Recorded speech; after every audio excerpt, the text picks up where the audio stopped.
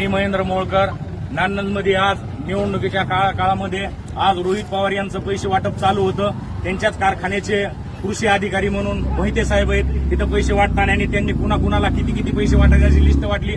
आतापर्यंत जवळजवळ 75% पैसे ते वाटून आलेत. अजून 25% त्यांच्याकडे शिल्लक आहेत. त्यांनी आताच ते सगळे त्यांच्याकडे लिस्ट बिस्ट सगळे हे आहेत. त्यांची ही गाडी MS16 AT 6426 ही कारखान्याची गाडी, ती कारखान्यापासून आलेत.